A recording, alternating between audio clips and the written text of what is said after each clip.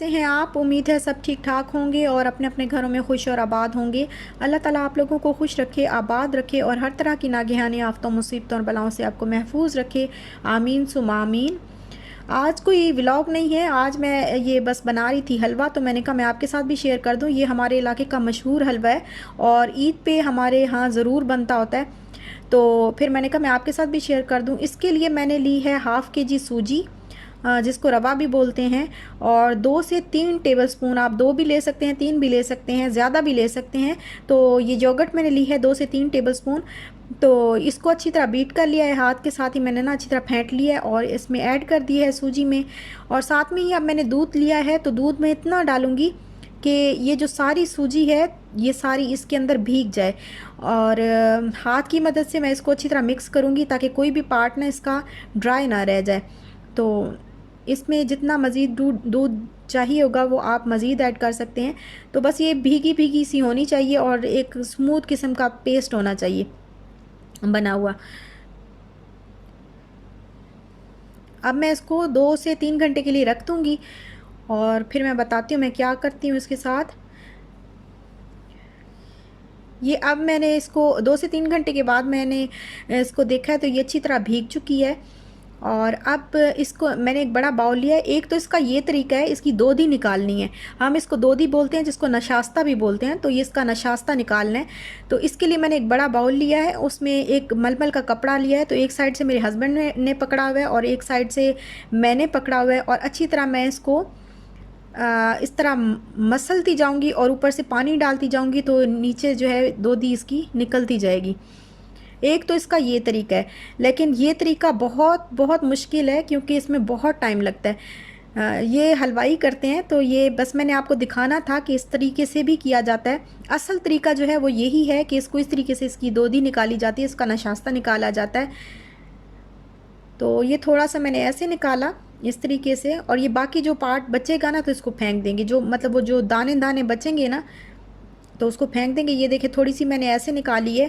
तो मेरे हस्बैंड जो थे वो मेरी विशाल जो है वो उनको तंग कर रही थी, तो वो तो चले गए। तो फिर मैंने कहा कि चले मैं खुद ही कुछ ना कुछ कर लूँगी। ये देखें ये इतनी सारी मैंने निकाल ली है।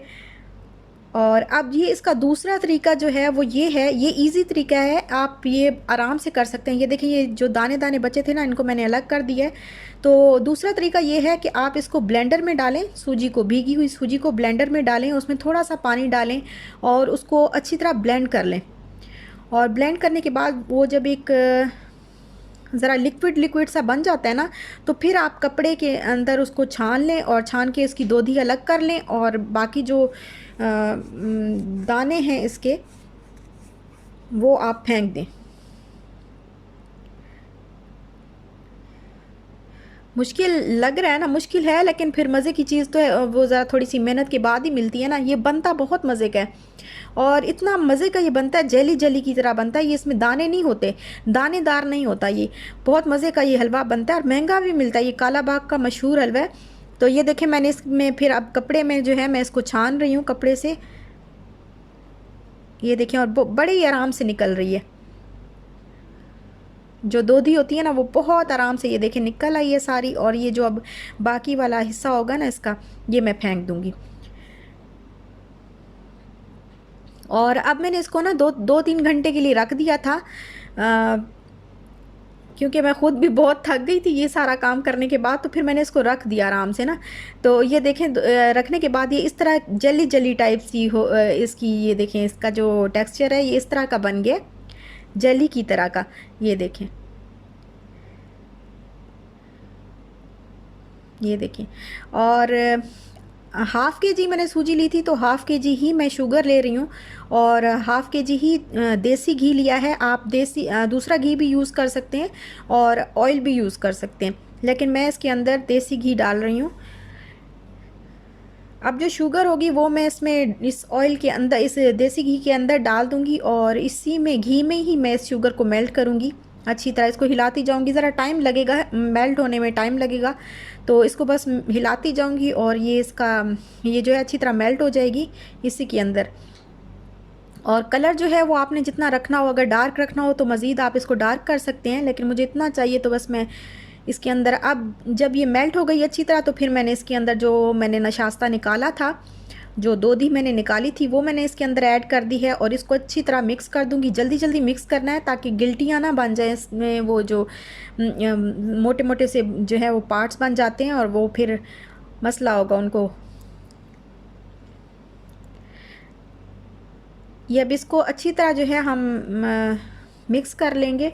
और कोशिश करें कि आपके घर में कोई भाई बैठा हो आपका, या आपके हस्बैंड, या अब्बू। अब्बू तो नहीं, अब्बू तो जड़ देंगे कि मैं मुझे इसी काम के लिए लगाया हुआ है, मैं हलवे बनाता रहूं। अब्बू को छोड़ें, आप अगर भाई है या हस्बैंड है तो उसको लगाएं। जैसे मैंने अपने हस्बैंड को लगा लिया, मैंने कहा आप ज़रा आएँ, ज़रा मिक्स करें इसको, क्योंकि मैं तो थक गई हूँ। तो अब वो मिक्स कर रहे हैं आके,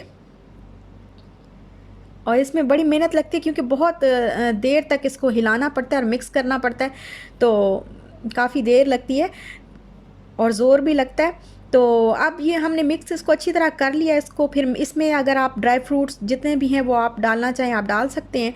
तो इसके पकने की जो निशानी होती है वो ये होती है कि ये ना ऑयल छोड़ देता है। जब ये ऑयल छोड़ दे तो फिर इसका मतलब है कि ये रेडी है। और अब ये देखें, ये इसने ऑयल छोड़ना शुरू कर दिया है।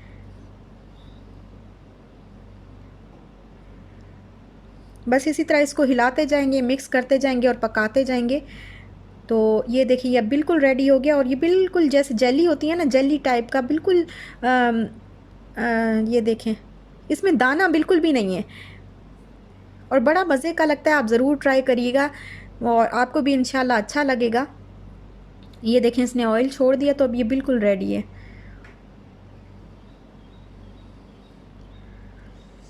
और अब मैंने इसको गार्निश कर लिया था कोकोनट के साथ, साथ में ही उस पर मैंने चांदी के वर्क भी डाल लिए। तो ज़रूर ट्राई करिएगा और मुझे दुआ में याद रखिएगा। सबको हज का दिन बहुत बहुत मुबारक हो।